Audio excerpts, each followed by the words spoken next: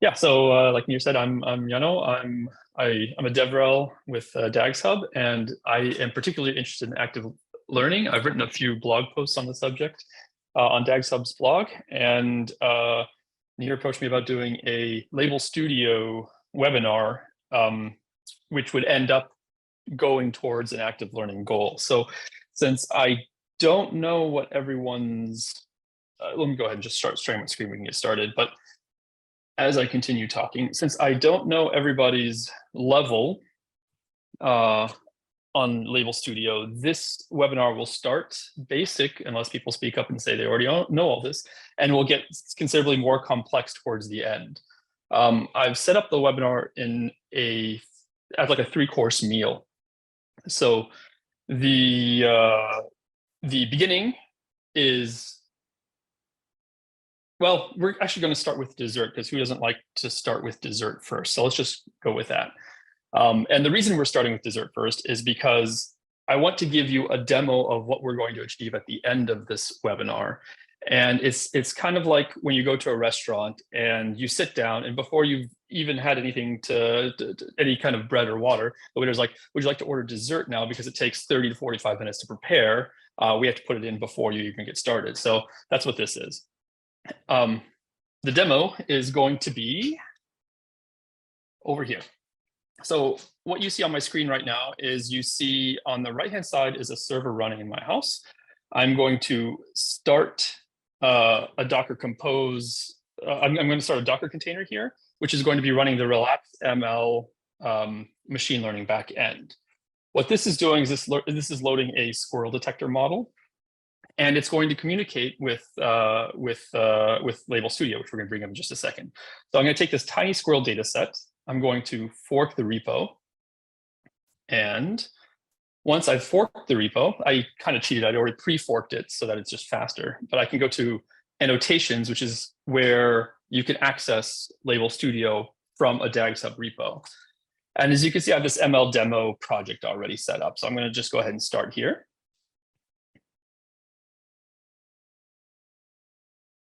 Okay, so what we're going to do is I need to first make sure I set up my labeling interface is already set up. Sorry, that's already set up, so I don't need to set that up. We'll go over that later. But I need to select the data that we're going to work with. And that's the 20 files in this tiny repo. That's great. Perfect for getting started.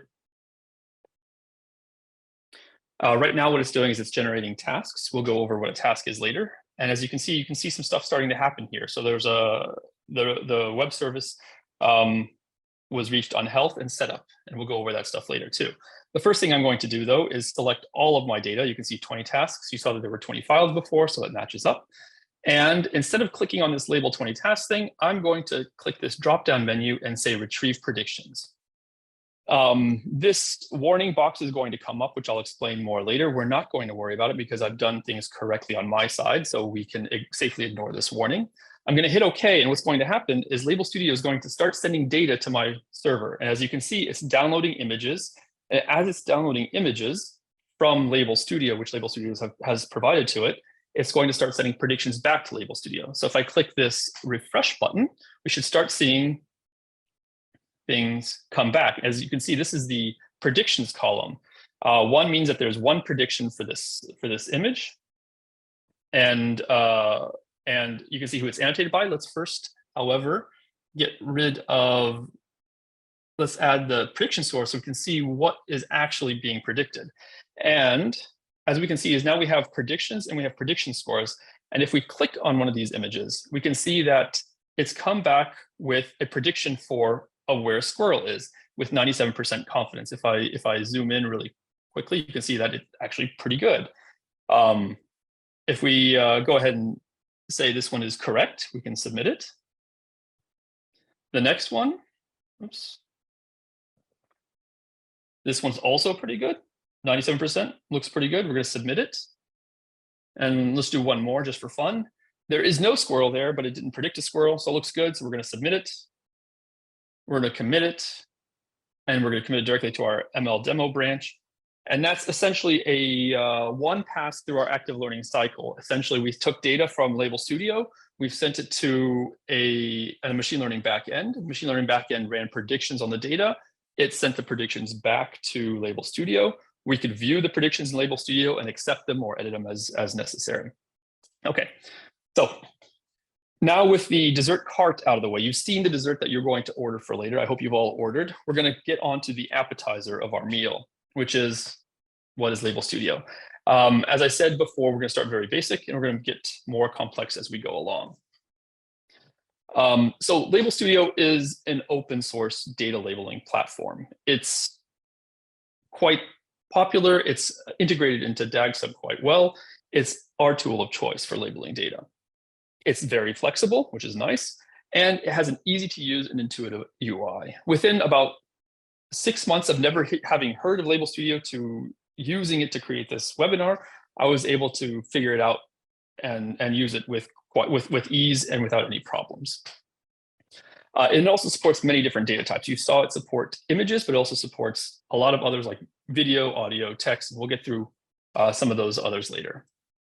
And most exciting is it supports machine learning assisted labeling, which is what you just witnessed. So you can use it to speed up and automate your labeling process, thereby making your models better and iterating on them much faster, which is exactly what we all want, right? Even if you have a standard supervised learning pipeline like this one, Label Studio can help you with it, and this specifically in this part of the pipeline.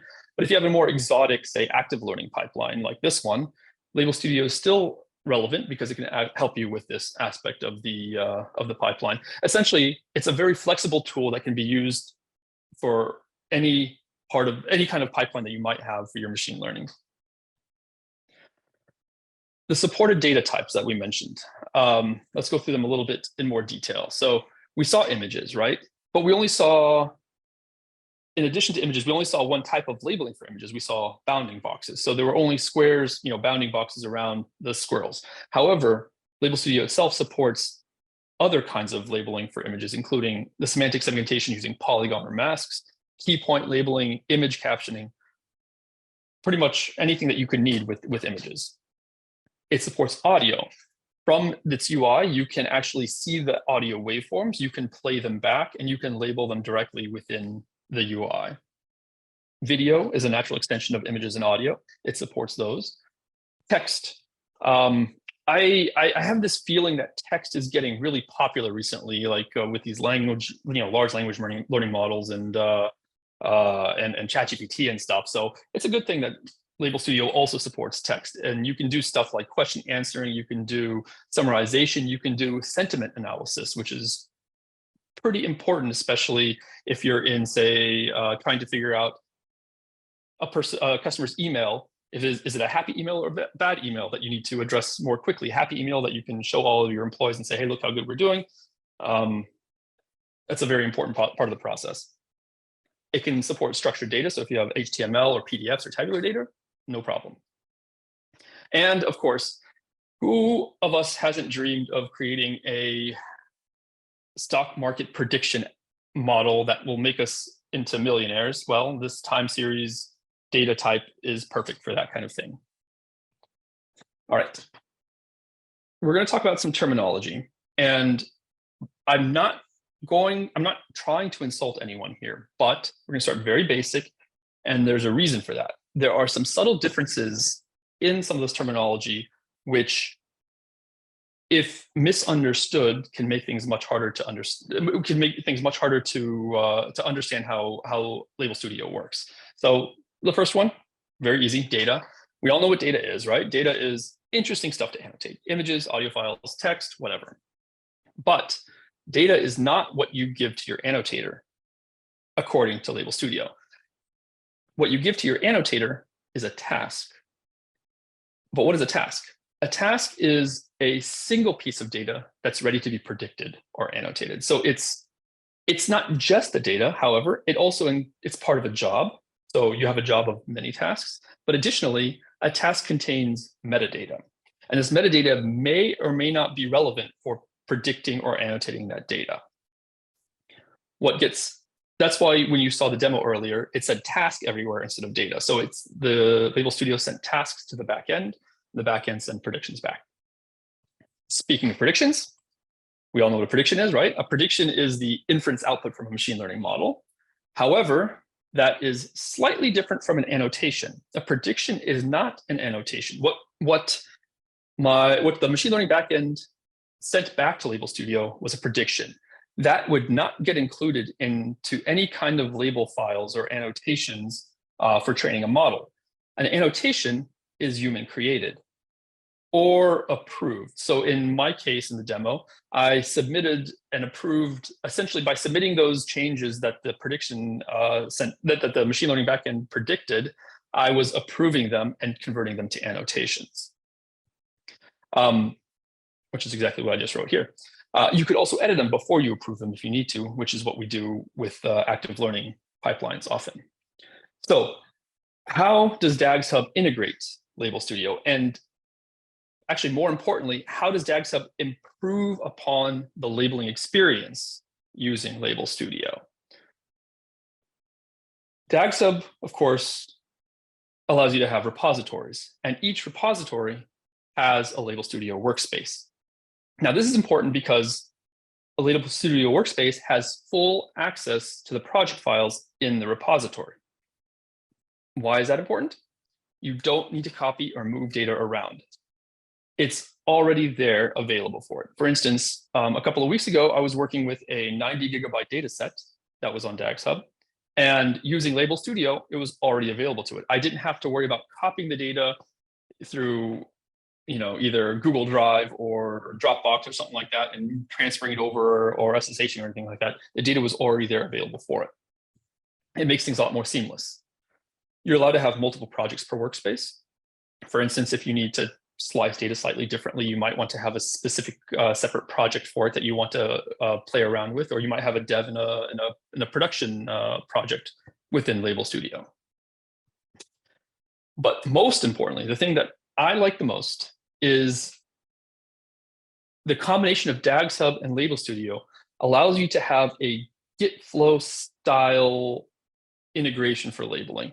And a lot of us may be familiar with Git Flow for code. And if not, why don't we just go over what that means a little bit. So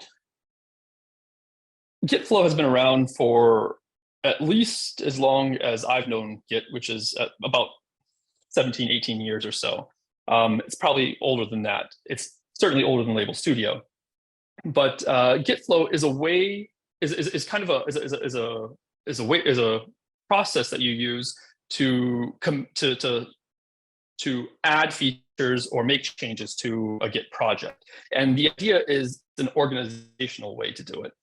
So let's say there is an open source repo. You are not the owner of the repo. There's a change that you would really like to make to the repo to improve upon it. So you can't just change the original repo.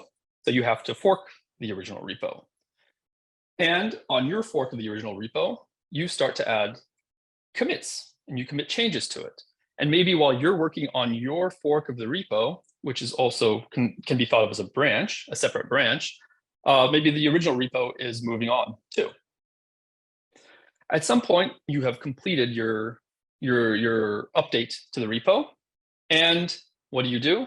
You open a PR back to the original repo. Congratulations, it's a great day. The repo owner likes your changes and has merged your PR into the original repo. This is fantastic. Essentially, you were working on the repo while the original repo was still going. Additionally, other people may have also been working on the repo simultaneously. And because they're in separate branches, separate from each other, merging them with Git is fairly straightforward and easy. So you can think of this as either using forks or branches on the same repo. We're familiar with this for code, but what DagsHub allows you to do is do this exact same style for data annotations, which is extremely powerful if you think about it. Let's say you have a data set that is 100,000 images or so. It would take you or I a long time to go through and annotate those. However, we could have spread the work out among multiple people in our organization. Everyone could be working simultaneously on it on their own branch, and using Git Flow to merge the annotations back into the main branch. You can even think of it as this could also be used to, for instance, to crowdsource a data set. Let's say you put a call up on social media. I want to create a huge data set of automobile model types. I want to create a machine learning model that can detect car models. That's models. It's a terrible example, but you know, from Ferrari to Porsche to Toyotas to whatever. So everyone around the world says, this is a cool idea. I'm going to start taking pictures of the cars that I see around. We're going to upload them to this data set, but they don't upload them directly to the data set. They fork it, they add it to their fork, and then they merge it back into this. And suddenly your crowdsourcing a data set is growing and growing and growing. You have a large enough data set that you can now use to actually train a machine learning model. All right, so with that part of the way, how does Label Studio actually keep track of your annotations? So this is where we get into the nitty-gritty of the Label Studio file and folder structure. Now you might think, okay, so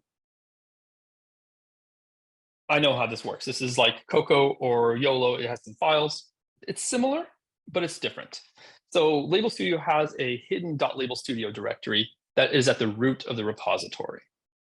This directory is the ground source of truth for DagsHub annotations.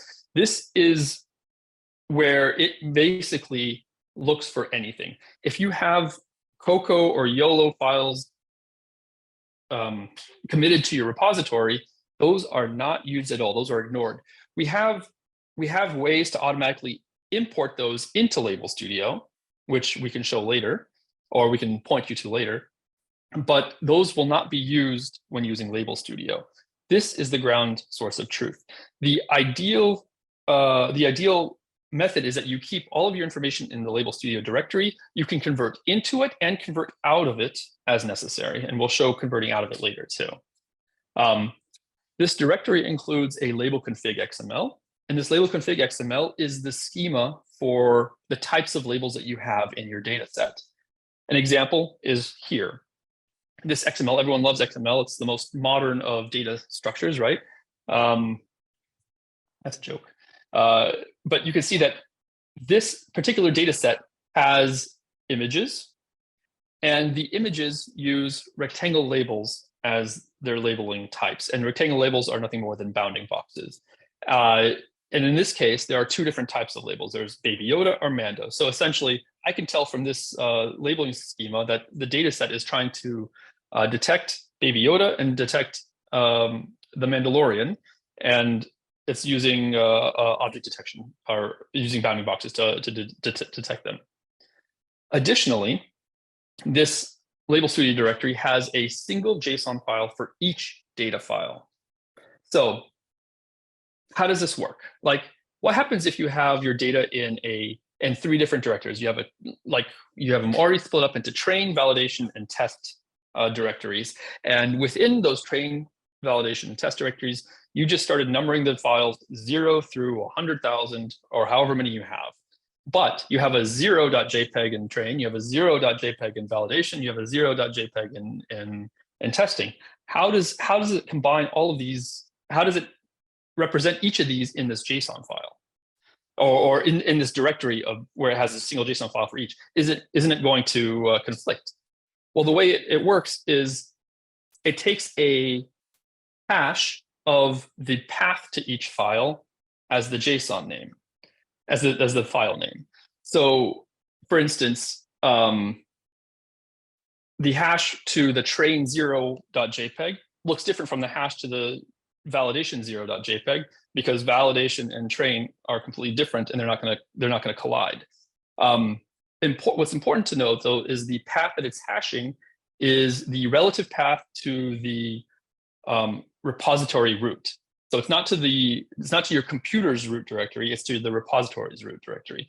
And this is important because that way it doesn't matter if you're looking at the files on DagsHub, or if you're looking at them on Alice's computer, if you're looking at them on Rom's computer, they're always going to hash to the same thing because it's relative to the repository root. If it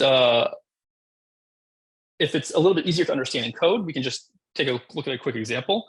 So here we have backyard squirrels 00000 in the train directory. This is the directory. This is the entire path from the repository root. We hash it using an SHA1 hash, SHA1 hash. We digest it to create a 40-character hexadecimal string, and we add .json to the end of the name. Easy peasy. Okay, so let's go into a little bit more detail into the UI of Label Studio. If you want to follow along, you can create a DagsHub account if you don't already have one, and you can fork the example repo, which is here available as a QR code while I take a quick drink of water.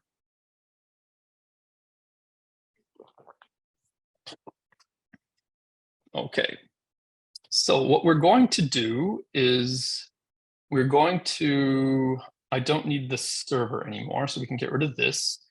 I am going to go ahead and close this one, and we're going to create a completely new project under our tiny squirrel data set. Okay, and we're going to call this demo.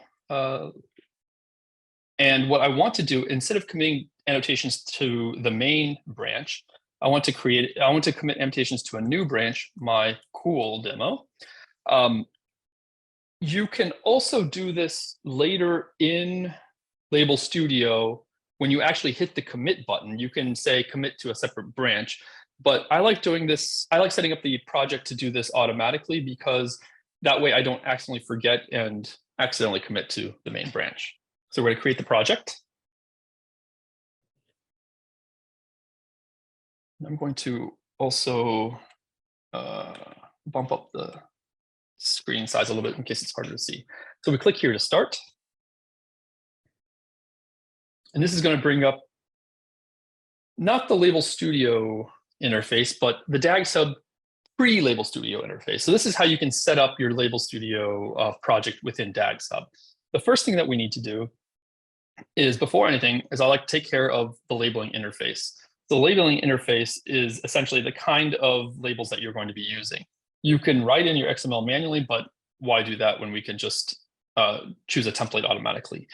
And this time, instead of doing bounding boxes like we showed last time, why don't we just show something different with, say, semantic segmentation with polygons? I'm going to slightly decrease the size of the screen so I can get rid of airplane and car and add my squirrel label, type it correctly. And I don't like this light red color, so I'm going to change it to a dark blue color. And down here, you see allow image zoom control plus wheel. That's pretty useful. I do like that.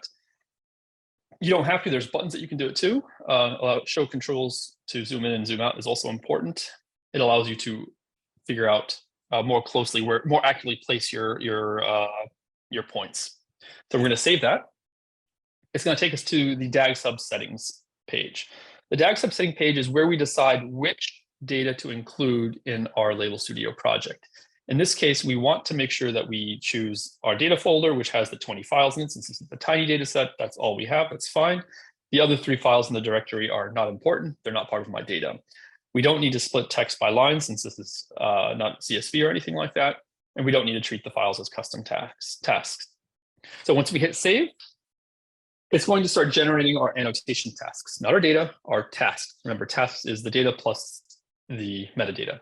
This here is the possum mascot of Label Studio. Her name is Heidi. So we can say hello to Heidi. Hello, Heidi. And as you can see, we have our entire data set available to us now in a list form. So we have our thumbnails of our images here, our source file path, and some other information. What's in, let's change some of the columns so we don't need to see some, like, I don't care what the source file path is at this point. And because we're not doing machine learning prediction in this demo part, we don't need to show the predictions either. So we can get rid of those. What we want to do now is to start annotating. We can select, say we want to, if we click the ID here, we select all 20 tasks. 20 tasks is a little bit much for me to annotate right now. I only have a couple of minutes. So let's annotate the first 4. And what we can do is we can go to this label for tasks button. If we click on this button, we're going to go into a view where each task will be presented one at a time for us, full screen, so that it's much easier to label. So as we can see here, we have our first image, and I see a squirrel there. If we scroll down a little bit, you can see that the available labels down here are squirrel, and you can see all of the moving, panning, and zooming buttons that we can use. But I click that button to allow control and to control and zoom using a scroll wheel. I'm on a Mac laptop, so what I can do is I can hit the I can hit the control button, and then with 2 fingers swipe up and down to zoom in and out, which is much faster. Another interesting thing is each of these has hotkeys. So if you learn the hotkeys, it'll be much faster than always going back here and clicking the button. So I know that pan is H, and I know that move is V. Pan allows you to move the entire image around once you're zoomed in. So if I hit H, I can move it around like this. That way I can also zoom in a little bit more. A little bit too much, pan. And then I need to hit V if I want to start marking up the squirrel. Then I need to click the label here. And since we're doing semantic segmentation with polygons, I can just start laying down points and go around our squirrel target, doing an awesome job. We're not making any mistakes. This is exactly what the squirrel looks like. Wow, we're so good at this. And it goes fairly quickly. Now, of course, you can always correct stuff later if necessary. Like if I click on this, I can start moving stuff in and out. Let's say this needs to, let's say he's got a giant spike on his back. That's what we want to do. And then I'm going to move you people down a little bit so I can see here. And then when we go over here onto the right-hand side, we can say submit. When we click the submit button, you'll notice that there's a number up on the commit button here. This number tells you basically how many times you've clicked the submit button. And this lets you know that there are changes that need to be committed. So let's do another one really quickly. We're going to zoom in. We're going to squirrelify this guy, or we're going to polygonize this squirrel. I don't know, something like that. We're doing a fantastic job again. This is exactly the shape of a squirrel. Everyone would recognize this as a squirrel shape. And it's not going to confuse any machine learning models whatsoever. We're going to submit it. Now we're on a third example. Our third example, there are no squirrels here. I don't see a squirrel, so we're just going to hit submit. If we hit skip, it's going to say that we don't know if there are any squirrels here or not. So it's not going to increment this commit button. It's not going to get committed. But by hitting submit without drawing anything, it means I know there are no squirrels here. And then let's say this one, you know what? Let's talk about that skip button. So let's say I'm an annotator. I'm like, I'm not sure this is a squirrel. This might be a cat, right? Or a hedgehog. This looks like it could be Sonic the Hedgehog. I'm not entirely sure. Rather than label something incorrectly, I'm just going to hit skip, and that'll allow someone to review it later on. So now I hit the commit button, and here's where I told you you can click on this generate a data science annotation file to work with if you want. This allows you to commit for instance, CSV, a JSON file, a COCO file directly to your repo that you could use for training. I'm not going to do that though, because I don't need to. And I'm going to commit directly to my cool demo branch. Had I not opened the project on this separate branch, it'd say main here, or you could create a new branch for the commit to start. So I'm going to commit the changes. It's going to commit the changes to DagsHub. And now we've done that first process in the Git Flow. I'm going to continue annotating. And let's go back to our demo. Oh, wrong button. This happens to me every single time. Let's go back into our annotation project, back into our label studio. Okay, say hello Heidi, hello Heidi. And now what you can see here is that the interface has been updated. The completed column is different times. So it wasn't when I hit the commit button, it was when I hit the submit button. That's why the times are slightly different. If it was when I hit the commit button, they'd all be the same. So now we could, for instance, we could order by completed time or something like that if we wanted. Additionally, you'll see in this column are the total annotations per task. So each of these three have one annotation because I hit submit to them. This one is the total canceled.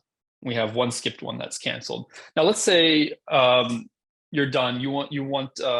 What's interesting here is that we can then filter by skipped ones. So let's say we need the other person to take a look. So we say, hey, Jack, can you come over here and take a look at my skipped ones and see what you think of them?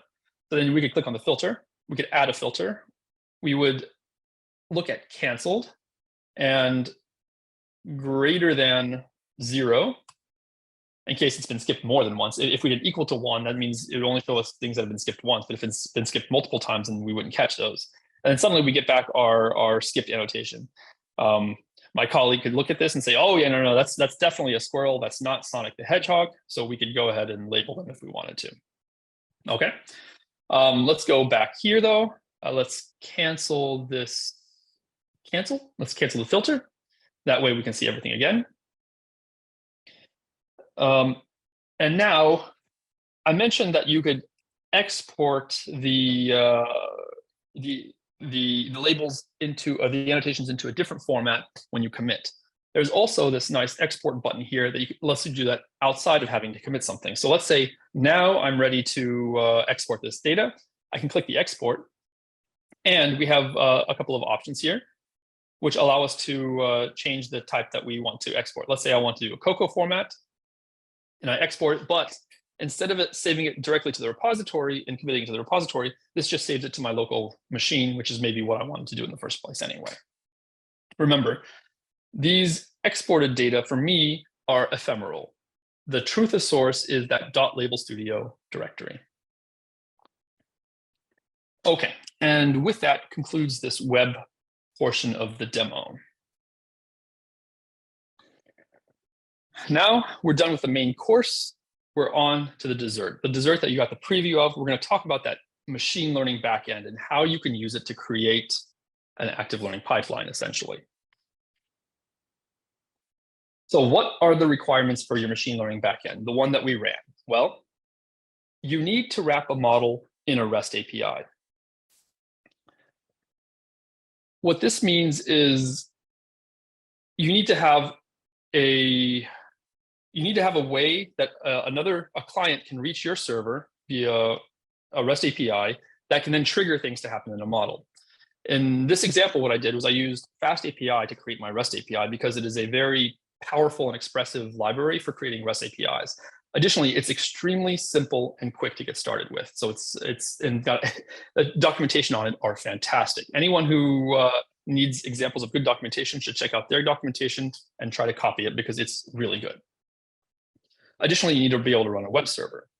This web server is going to open a port by default, or Label Studio is going to expect by default a port to be open on 9090. You can change this and customize this port as you want, but default is always easy, right?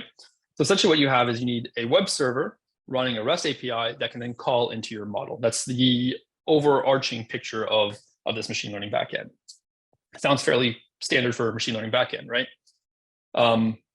But let's talk about these. So Label Studio actually expects a specific set of endpoints to be able to be reached. And these endpoints are non-negotiable. You cannot customize these. These are what they are. So you have to conform to these ones. So let's talk about these endpoints that you need. The first one we're going to talk about is the /health endpoint. This health endpoint is a health check. If you don't know what a health check is, it's essentially a way for a client to ping an endpoint on a server. And depending on the response it gets back, it knows whether or not that server is up and ready to accept connections.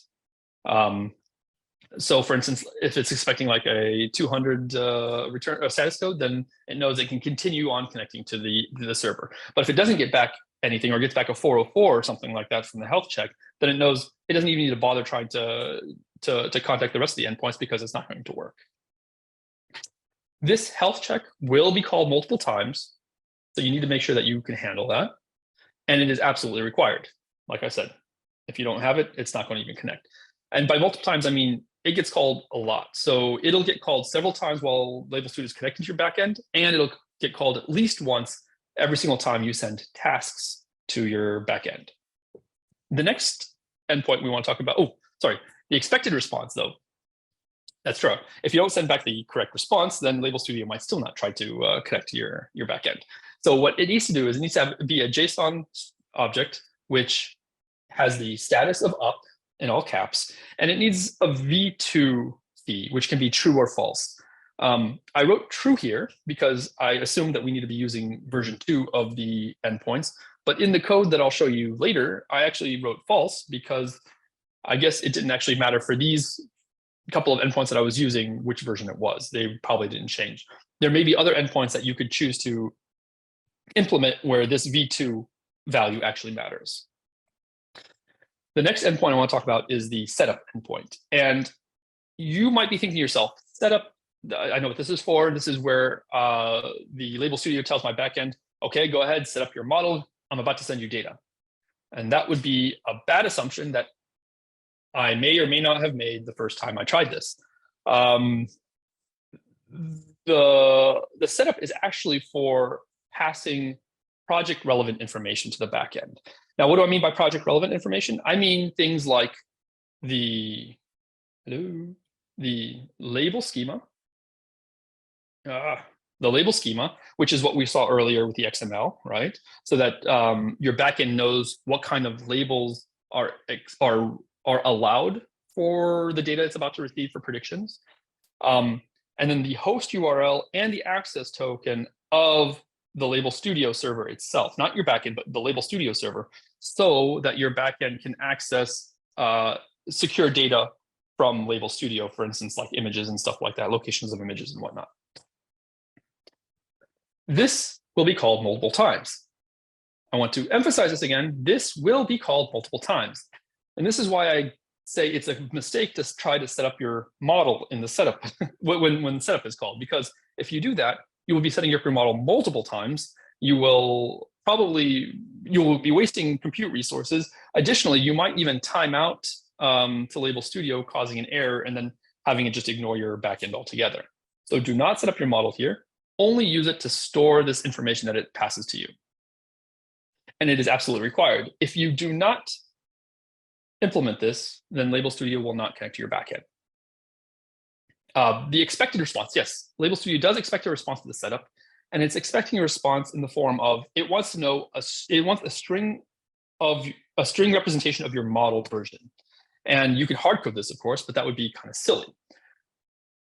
This is going to be visible in the Label Studio UI, and it's a hint to people who use Label Studio and, for instance, maybe yourself or maybe your team, as to what model is most recently being run from the machine learning backend, so that people can be aware of what kind of information they might be getting back or what kind of quality of results they might be getting back.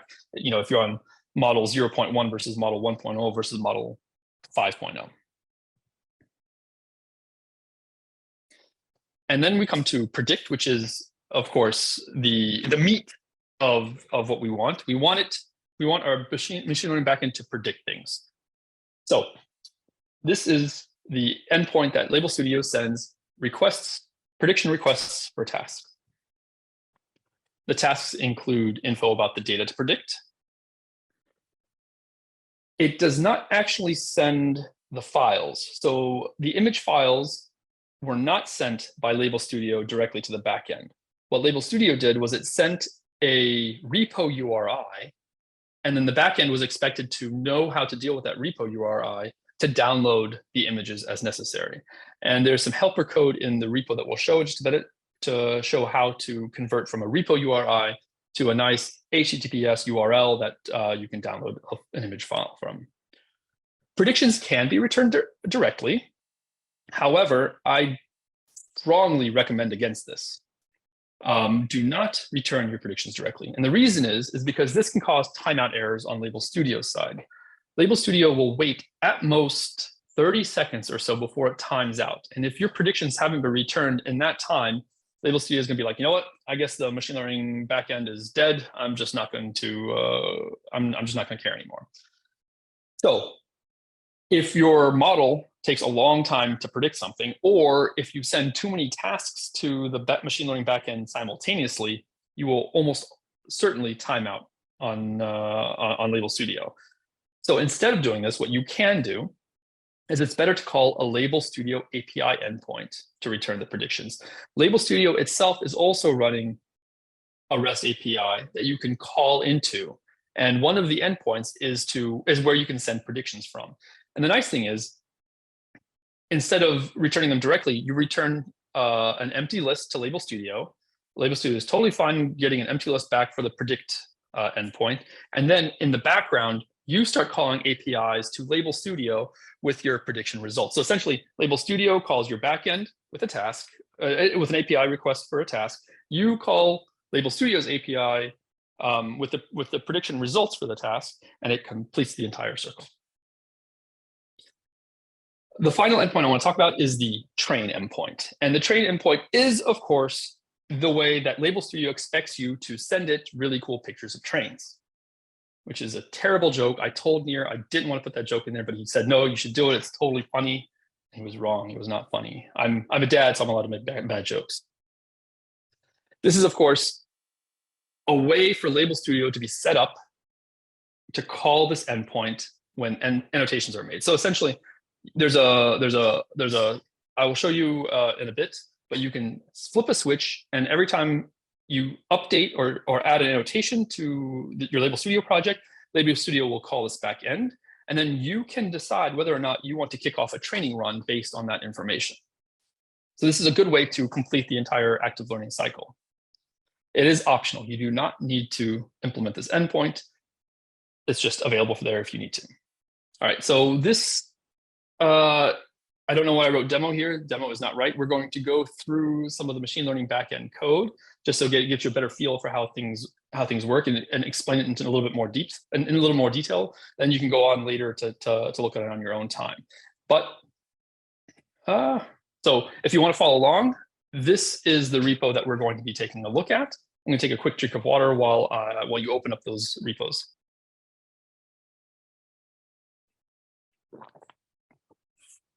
All right, so let us close this. The repo we're going to look at is called RelaxML. Oh, but you know what? Before we do this, let me do one more thing here. Let me go into, let me show you how to set up the machine learning model on Label Studio side. So if we go here, hello Heidi, we click on the settings. And if you remember these tabs from before, we talked about labeling interface, we talked about DagsHub, now machine learning. So if you go to machine learning, down here you can see this is my model that is running in the background. And you can see Label Studio has been sending health and setup requests to my backend server in the meantime. So this is my model that's connected to with the URL, my description, and you could delete or edit it if you need to. You can click the start training button to have it start training. If we did this, you'll see that I can't see it because you're in the way, but it did, yeah, it said /train not found, error not found, because I didn't implement that. But this switch right here, this is the one that would have it start training after any annotations are submitted or updated. So that's, if you want that, that's an option right there. To add a model, let's say this didn't exist, we could click the add model button. We would type in our title, like best model ever. And then the URL would be for, my IP address, whatever your home IP or your work IP or your AWS IP address is, and then potentially the 9090 if you need to open up on the port 9090. You could put a description and you click validate and save. And what this would do is this would then start calling your backend at this IP address on this port with the health and the setup functions. And if those come back satisfactorily, then it'll connect the backend to this Label Studio project. Okay, so let's go back to how does this backend look in code? I'm going to make the screen a little bit bigger and make the font bigger to make it easier to read, hopefully on your side. At the top level of this repo, so this repo is a template. If you look at the main branch, it's just a template of what you can use to get started. If you want to look at an example, the squirrel example is what we actually ran in the first demo. Let's start with the template, and then maybe we'll switch back to the squirrel example later. What you'll see here is there's some Docker files to create a Docker container for the backend. We're not going to go into how the Docker files work or anything like that because it's out of the scope of this webinar. But if you have questions, feel free to ask either at the end of the webinar or on our Discord channel. Going into the app folder, the first thing we want to take a look at is the relaxml.py. This is where you're going to put all of your model-related code. So the RelaxML is a class that gets instantiated along with the REST API app, and it's what handles all of your predictions and setups and stuff like that. So the init, this is a perfect place to load your model and set up variables exactly like the doc string tells you. I've already created some local properties for the various stuff that you might get from the setup endpoint, like the project schema, hostname, access tokens. And additionally, I've added some properties that I use to access DagsHub's servers and repos using my username, token, repo owner, and stuff like that, so that I can access my private repos, or I can also access, or I can write to my public repos. And here would be where the load model goes. You know what? Let's go ahead and actually switch over to Squirrel example now, so we can see some actual code of loading a model.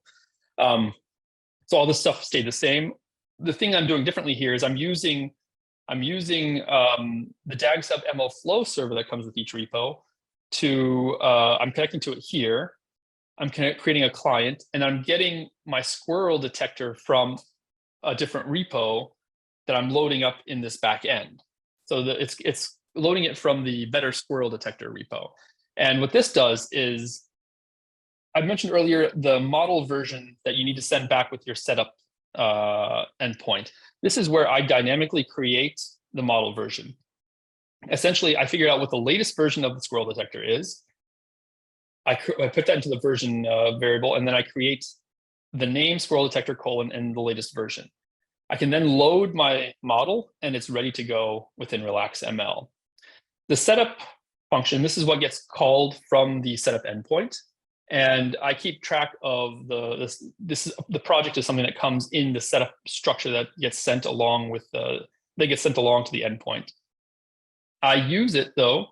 There's a parse config file that comes from Label Studio tools here, which can parse the label schema XML that you saw earlier. So you don't have to worry about parsing your own XML. There's already a function that you can use to do that, and grab the parse label config. Using this, I later grab stuff like the schema, like the labels. So for instance, here we just have Squirrel as the only label, but in our Baby Yoda and Mando example, we'd have multiple ones there. The predict function gets called every time the predict endpoint gets called, and it loops through, it gets a list of tasks, and it loops through each task. The first thing it does is it gets the URI, which is the repo URI. It then converts this repo URI to a URL that we can download the image from, which it then downloads the image to an image path. It's cached locally. We can open that up using Pillow. We grab the image width and height because, for a reason in just a minute. We then predict on the image, and we have our returned objects. In this case, we're using YOLO v5, so the objects are a detection object, I think, from the YOLO v5 library. What we then need to do is convert these objects into a format that Label Studio understands. It's most object detection formats expect the bounding boxes to be X, Y, width, height, but values from 0 to 1 in terms of like where 0 is at the far left and top of the object, and 1 is the bottom right or something like that. So it's relative to the size, and it's relative to the size of the image, so in percentage wise, right? Label Studio does the same thing. However, it doesn't want values from 0 to 1. It wants values from 0 to 100. So if your detection starts at the 75% mark, instead of having 0.75 as your value for X, the Label Studio expects 75. We create a JSON or a dictionary structure that will be converted to JSON when we send it back in the format that Label Studio requires, including the score, which is our confidence level. And then we wrap all of the results into a result dictionary. Additionally, we also attach the current model version to this. And the model version that gets sent back from the setup endpoint is what gets shown in the Label Studio UI to show along with the model. What this does is this will allow you to actually filter Label Studio results, prediction results by model version if you need to. Additionally, we set the task ID. And this is important because this is how Label Studio will know which result goes with which task. We then send the predictions, which is just our way of contacting the Label Studio API endpoint. So since DagsHub is running the Label Studio workspaces, you can reach the REST API that Label Studio provides at DagsHub, the owner, the repo /annotations/API. That's the base of the Label Studio API URL. Then we need the predictions endpoint to send predictions. After that, we just send our predictions to this endpoint, and we check to make sure that the status code is 200. If we go back really quickly, I will show, we have a couple minutes, so let me do this one thing. So let me show you that URI to URL function. This is all it does. It checks, if it starts with HTTP, it just returns it as is, because then it's a URL we can download from. But if it returns that, if it starts with the repo : / what it does is it splits out two parts. The beginning part of it is a commit hash, and the rest of it is the tree path. So then you can see we take the commit hash and the tree path, and then we add it to this URL to get the raw URL for an image file. And that way we can download the image based on this repo URI that we got. And then the last thing that you really need to know is the main.py function. This is what starts your REST API using Fast API and starts your RelaxML class. The Fast API has some stuff like on startup. So this gets called when the app starts up. If you need to, just all we're doing is setting up some logging information. The health endpoint is right here. This is where I told you I actually sent false instead of true, even though my slide said true. It doesn't seem to matter because I'm using very basic endpoints here that didn't change between version 1 and 2. The setup, you can see I am sending the setup data to Relax, and then I'm taking the model version that the Relax object, the Relax class determined, and sending that back with model version. For the predict function, what I'm doing here is we're getting all the tasks from the input JSON, and then we're creating background tasks for each predict. We're creating a background task for the predict function in Relax, sending it all the tasks, and then immediately returning that empty list. This is what I meant by we want to return the empty list immediately to Label Studio so it doesn't time out, and then it's happy. And then in the background, using that send predictions function that you saw, we're sending the predictions one at a time as we're done with them, and Label Studio is happy and starts updating the UI for that. Okay, so that was a lot to go through in a very short amount of time. However, if you have any questions, I encourage you to go through the repo and check stuff out. If you have any questions, you can always contact us. I want to thank you for your time. And I also want to encourage you to join our Discord community. We have a lot of great people in this Discord community. We've built a really nice community. We also have our support channel in the Discord community. So if you have any problems, you have any questions, we're happy to help you. We're here for you. We want to get you unstuck, of course.